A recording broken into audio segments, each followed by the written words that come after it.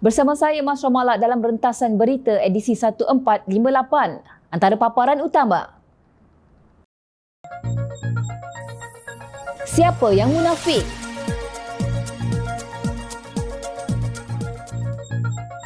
Bantuan kotak makanan pembangkang kaki sailang. Mana hudud PAS?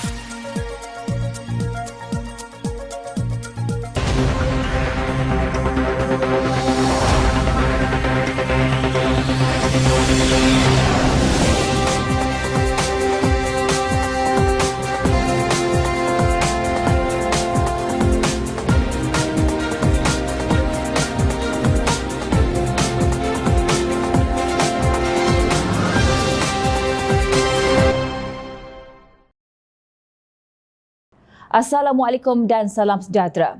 Semalam, dalam satu kenyataan, Ketua Pemuda Bersatu Armada, Wan Ahmad Faisal, Wan Ahmad Kamal mendakwa kononnya kerjasama BN Pakatan Harapan PH bagi membentuk kerajaan perpaduan adalah kerjasama munafik. Secara sinis, beliau berkata kerjasama itu merupakan perancangan cikgu dan anak murid sekian lama. Yang pertama, kerjasama hari ini adalah kerjasama munafik, hipokrit antara BN dan PH.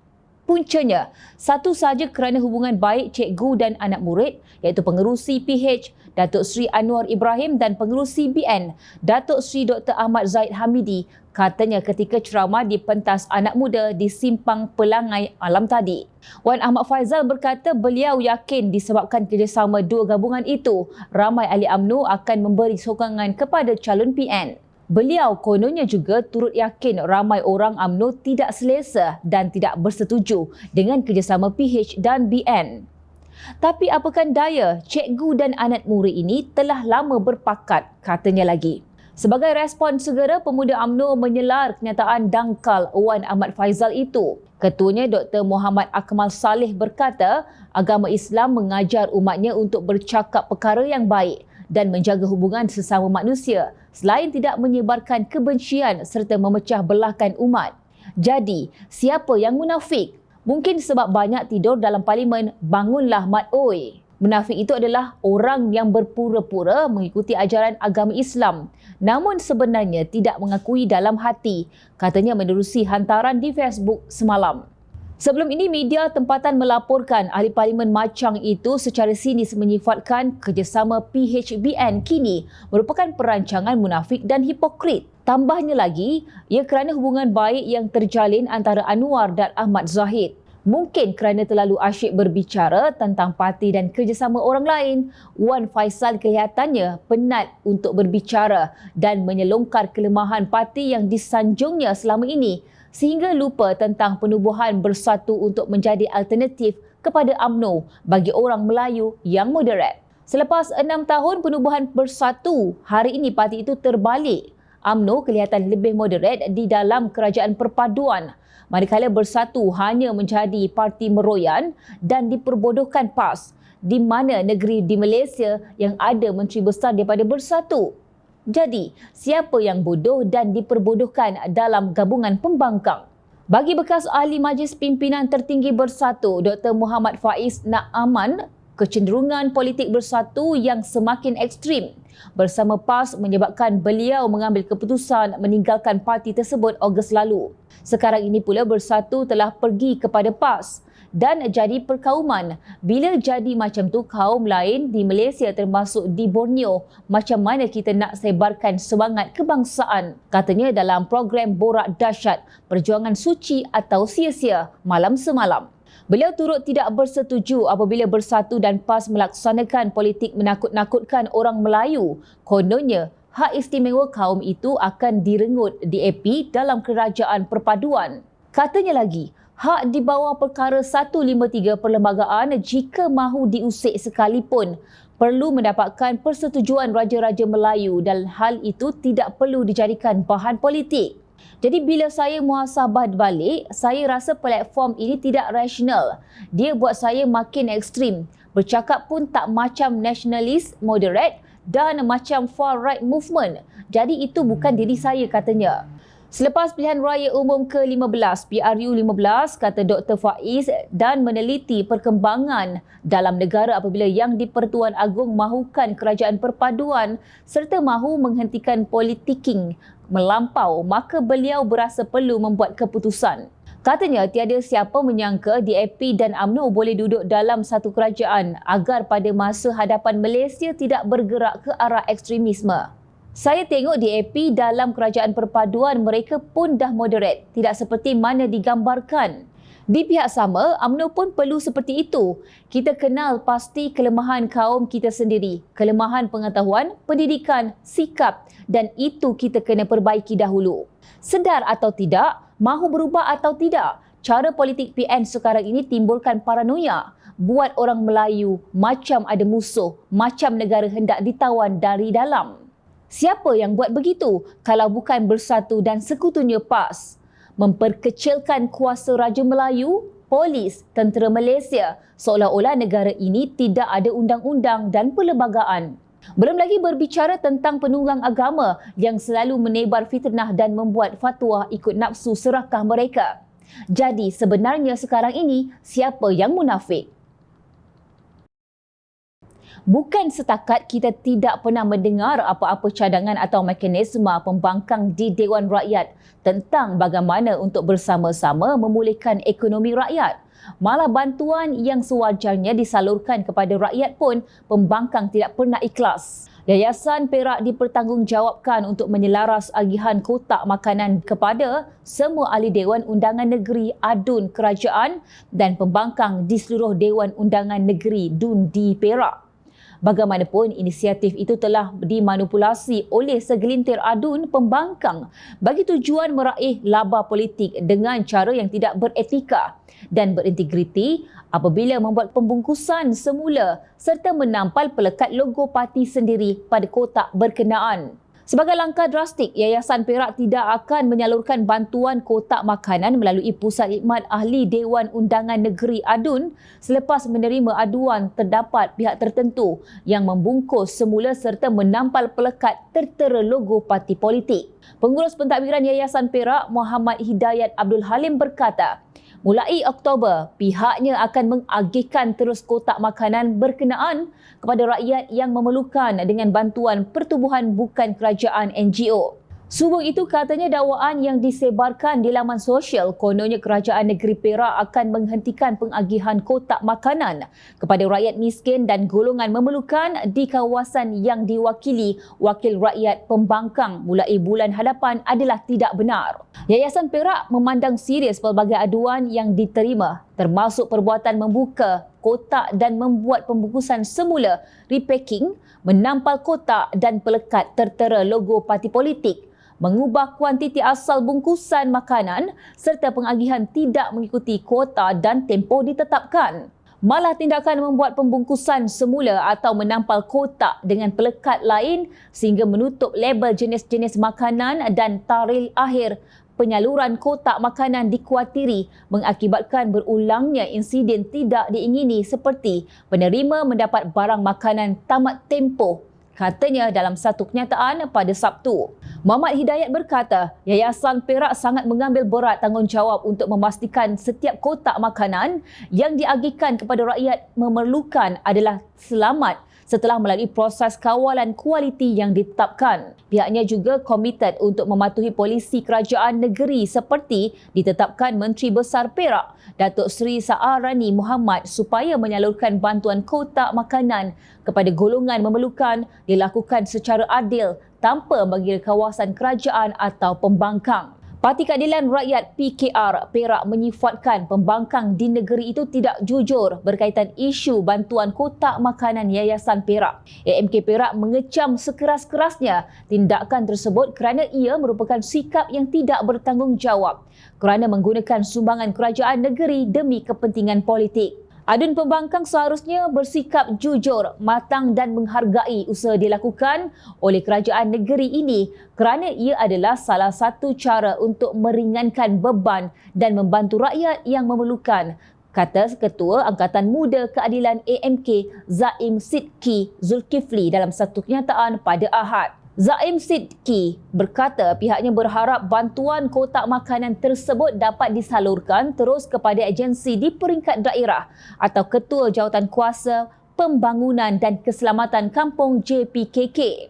Jelasnya lagi, pendekatan seumpama itu lebih telus dan sampai kepada golongan sasaran, malah mengelak pihak tertentu menggunakan bantuan itu demi kepentingan politik. Sementara itu, Naib Ketua Pemuda Parti Amanah Negara Amanah Perak, Muhammad Fitri Asmuni berkata, pembangkang tidak wajar untuk menyalahkan kerajaan negeri di sebalik keputusan Yayasan Perak untuk tidak lagi menyalurkan kotak makanan tersebut melalui Pusat Khidmat Adun.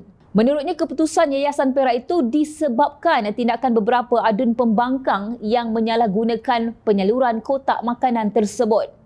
Ada segelintir adun pembangkang yang tidak jujur dan menyalahgunakan pemberian kotak Yayasan Perak tersebut untuk tujuan politik dan parti mereka sendiri, walhal kotak tersebut adalah pemberian daripada pihak kerajaan. Laporan yang Yayasan Perak terima, ada adun yang tempek muka mereka di kotak itu dan yang lebih teruk, ada yang ambil makanan dari kotak itu dan guna plastik untuk serah bantuan makanan tersebut kepada rakyat untuk menunjukkan kononnya sumbangan itu daripada pihak mereka sendiri.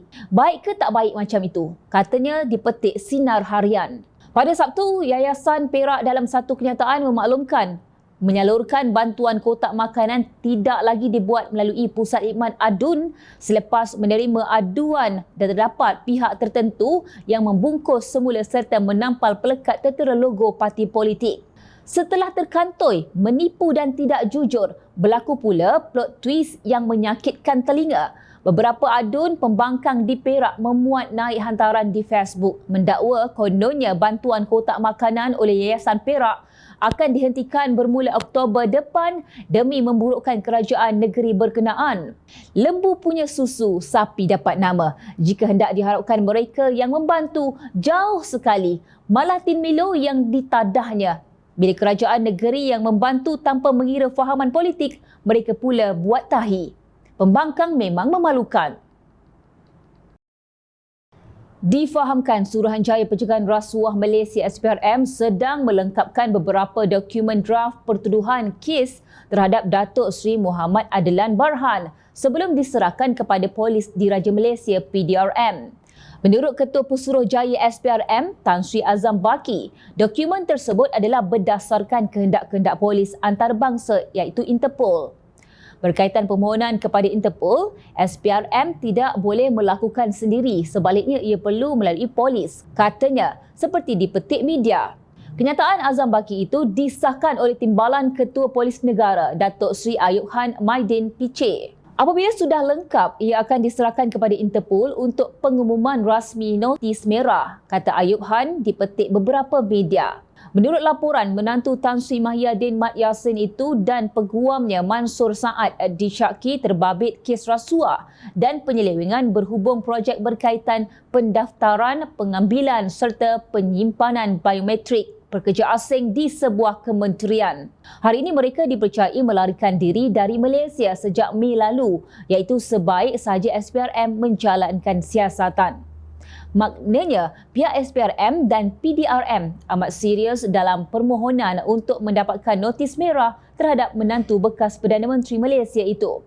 Tiada mana-mana pihak yang kebal daripada tindakan penguatkuasa jika melakukan perbuatan yang bercanggah dengan undang-undang negara ini, wa imma anak menantu Perdana Menteri sekalipun.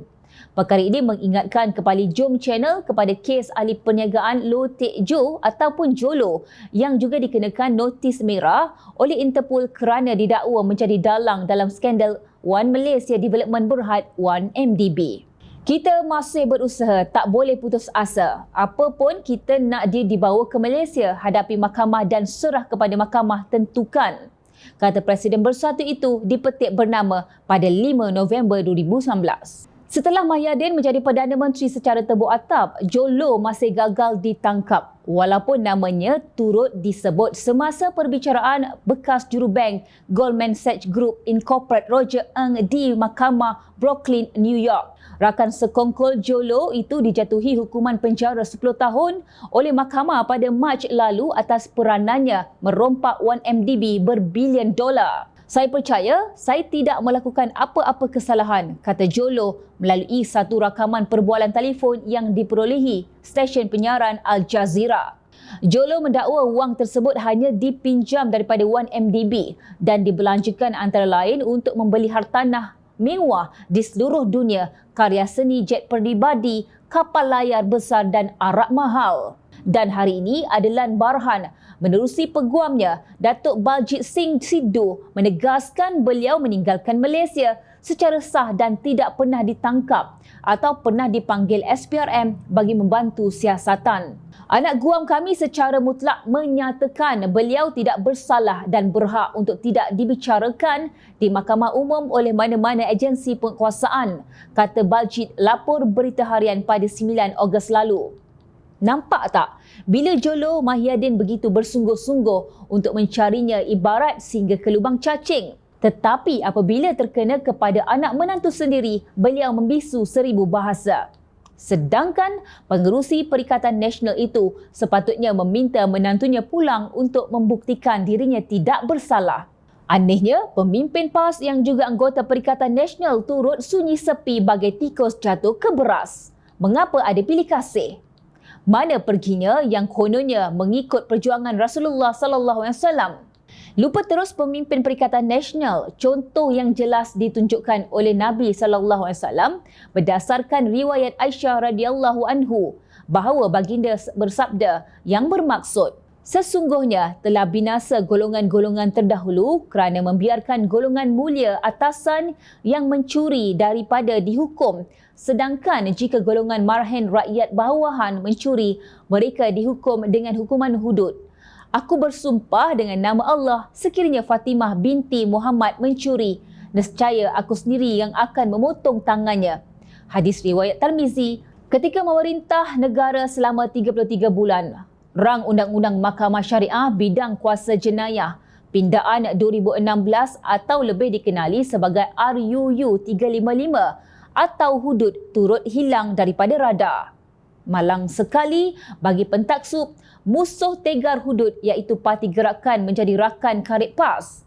Sebaliknya, jenayah kazaf diremehkan walaupun dilarang keras oleh agama Islam untuk membuat tuduhan terhadap seseorang yang melakukan zina atau liwat tanpa membawa 4 orang saksi lelaki. Islam amat mengambil berat dalam memelihara kehormatan seseorang insan, baik Muslim maupun non-Muslim. Bagi yang masih bersembunyi di luar negara, jom channel meminjam kata-kata Azam Baki. Saya tetap dengan pendirian saya, awak balik saja dan hadapi apa jua siasatan dan jangan bagi banyak alasan saya tidak mahu dengar. Seorang Muslim yang taat kepada perintah Allah Subhanahu Wa Taala dan Rasulnya tidak ikut tindak tanduk Jolo yang melarikan diri daripada berhadapan dengan penguasa undang-undang. Seseorang pemimpin yang baik tidak cuba melindungi kaum keluarga atau sahabat handai apabila mereka berhadapan dengan dakwaan, siasatan dan pertuduhan jenayah. Jauh sekali daripada melontarkan fitnah atau mengkafirkan sesama Islam kepada pihak yang berbeza fikrah politik dengan mereka. Apatah lagi melakukan jenayah kazaf hanya semata-mata untuk menyembunyikan kebejatan sendiri. Hudud termasuk jenayah zina, kazaf, mencuri, hirabah, minum arak dan murtad. Maknanya meremehkan kazaf samalah seperti menolak hukum hudud yang telah ditetapkan dengan jelas di dalam Al-Quran dan Sunnah. Justru, celah mana PAS memperjuangkan Islam dan Perikatan Nasional itu bersih serta stabil. Ingat, rakyat sentiasa memerhati. Jom Channel ingin mengucapkan jutaan terima kasih kepada para penyokong Jom Channel dan kepada yang berminat untuk memberikan sumbangan bagi membolehkan kami meneruskan perjuangan menyampaikan berita yang benar. Sumbangan boleh dibuat melalui akaun bank yang tertera. Suara rakyat kami sampaikan demi negara tercinta. Teruskan bersama kami di Jom Channel untuk mendapatkan berita politik tanah air. Saya Masya Mala, Assalamualaikum dan jumpa lagi.